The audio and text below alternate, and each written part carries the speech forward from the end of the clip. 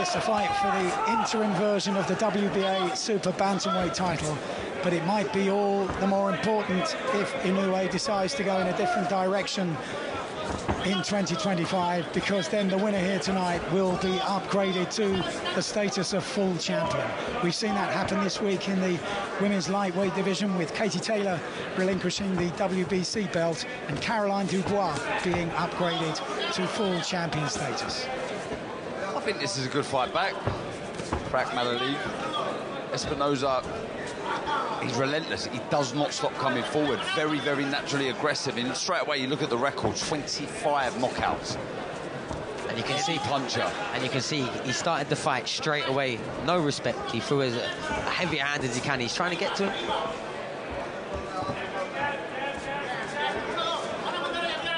But I was saying, as he made his way to the ring, Espinoza, 2 of his 4 defeats have come against world champions. Daniel Roman, who Akhmadaliyev beat to take 2 titles in the first place, and also beaten by John Riel Casimiro. A former opponent of my brother, actually. So shout out Charlie Edwards. I think MJ would prefer an opponent that's going to come forward. When you've been out the ring for a year, it's hard to find your time and your distance. You can do all the sparring in the world, but I think when there's someone in front of you who's aggressive, you don't have to go looking for the shots. It makes it that much easier. I was out the ring for 14 months. And the first guy I fought, Domenico Sparti, he just come plowing forward. I didn't have to go looking for him, and that made life a little easier for me in the early stages of the fight. But I think straight away, Akhmadaliyev, he's quite happy to, you know, try and find the range, try and find the openings right now. He's not really letting too much go, but you can see he's having a good look. They're battling with the front foot, though, stepping on each other's toes just then. And he can dig too. 12 wins, 9 of those have come inside the distance. And when you imagine and think about the quality of the opposition he's faced, 12 fights, 5 of those have been world title fights. Not the first of the pro recruits from the ex-Soviet republics to make very quick progress in the professional ranks. Espinoza just treading on the foot of Akhmadaliyev. A couple of times you just see him fall off balance. That happens. Southpaw orthodox. Oh. Nice 1-2 there. Check hook to turn the corner. Oh, and a nice looping left hand. Don't know how much it landed. Both fighters with clear intention to throw some heavy shots in the first round. 3 left hands landing with differing varies of power from Akhmadaliyev. A sign that he's completely over the injury that some said had troubled him for a long time. He broke it in a fight against Ronnie Rios, who we saw against Nick Hall in Liverpool recently. That was 2.5 years ago, and showing it with some intention in that first round. And I think Espinoza definitely started the round quite sharp and quite sprightly. He was looking ready to encourage the pace. But I think as soon as MJ landed a couple of 1-2s and made him miss a few times, more importantly, he slowed down a little bit.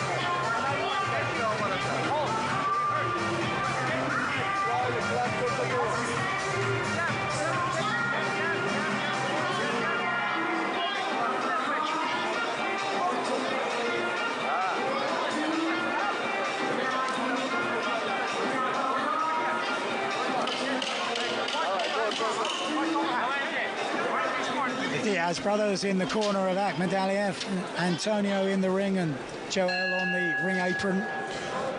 Another brother, Julio, fought Amir Khan in Sheffield back in 2013. A family steeped in boxing.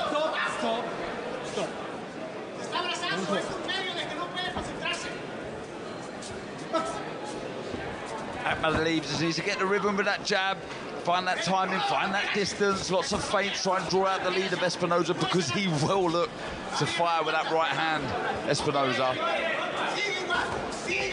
And the WBA badge fell off the back of Espinoza's shorts. Hopefully for him, that's not foreboding. Oh! Both fighters landing simultaneously there, strong shots, but there was success before that from Akhmadaliyev. And again, he's just finding that inch to get away. Landing. Just finding that inch to get away with the pull-out, but Espinoza's getting close. And the shots that are going past, inches past his chin, they look heavy if they do land. And that's another thing, when you've been out the ring for a year, it's so surprising when you get caught with those little gloves on. And Espinoza, like we say, down at level, you must say, with the 25 stoppages that he does have, but still, he'll be feeling those shots. I love that jab. Jab, jab, in and out. You see the way he adjusted his lead foot for the third phase? That was class work there.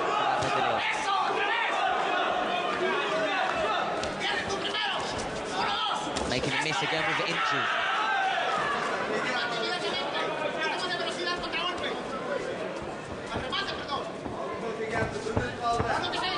I think the straight right hand to the body, that's the shot for Espinoza. To the body of Akhmadaliyev. Then you can work back upstairs. Jab, up, down, then back upstairs, changing the levels. Akhmadaliyev just moving an awful lot to his left. Let's see him vary up the movement just a little bit more. But I think where their split stances with the orthodox and the southpaw, he's trying to make the distance diagonally backwards. He's going back and then he's turning that corner because that right hand is a lot further away than the left hand. And a lovely left hook. Walked him on. 3 solid left hooks in a row from Akhmadaliyev. What I love about watching Akhmadaliyev, when he's in full flow, when he senses the finish is near or his opponent's hurt, he's relentless, he really is. And he really has began to find the range with that right-hand jab.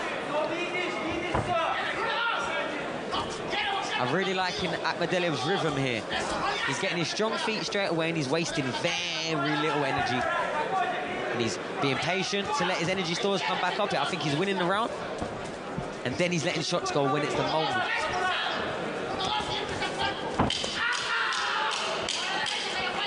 That one in the corner. You're getting the Spanish commentary for free here in the corner. And these headphones are definitely not noise cancelling, I'll tell you that.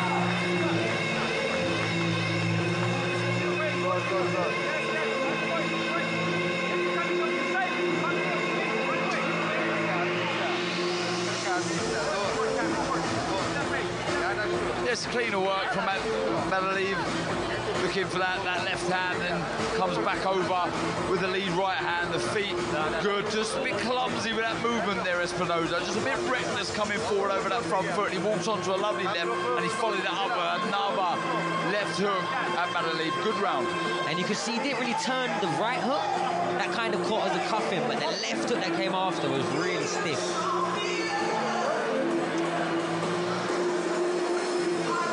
Some important developments in the super bantamweight division in the last 24 hours. Inoue was scheduled to defend the undisputed title against the Aussie Sam Goodman in 10 days' time, but Goodman has been cut in training, so that's been postponed for a month. And the big British showdown between Dennis McCann and Peter McGrail, scheduled for Riyadh next week, has been called off because of an adverse drug test finding in the case of Dennis McCann. McGrail still waiting to see whether there will be a replacement opponent found in time. Oh, that was a good right hook. And that after a very solid body shot as well. And again, Akhmadaliyev really finding his range now with the right hand and following up with the left. Changing the level so well with the shots. The left to the body, then the right hook upstairs. And he's controlling the range in between the two fighters so well here, Akhmadaliyev. This so far is a cultured, clinical performance in this third round. Yeah, it really is. He's a step ahead here with a speed of foot, of hands, just the actual know-how. This is the pedigree of an Olympic bronze medalist, beaten in the semi-finals in Brazil in 2016 by the Cuban Robeisy Ramirez, who would go on to take gold for the second time. Oh, walking him onto hook. He's finding the follow-up left hand again. And he's finding the range. The first couple of rounds, he was really... Over he goes. There were those who questioned how effective the left hand of Akhmadaliyev would be after he broke it 2.5 years ago. And Espinoza here slowly rises to his feet, almost in installments. And now there's still more than a minute to go. And he was tremendous 1-2, it really was from Akhmadaliyev, and he's a vicious finisher, as we say. Espinoza looking for his shots. Brilliant punch picker. Right, left, right, left, and he's down. Down he goes. Yes, the referee takes up the count once again. Yes, he was off balance, but he was held down there by another punch. And still more than 45 seconds to go in the third. This is turning into an explosive performance from the pedigree man, Murodjon Akhmadaliyev. And still not one backward step from Espinoza. Typical Mexican reaction to getting put down. He's swinging it out. The accuracy of these shots from Akhmadaliyev, so impressive. Cannot miss, right hook. And still Espinoza's corner begging him to pour forward.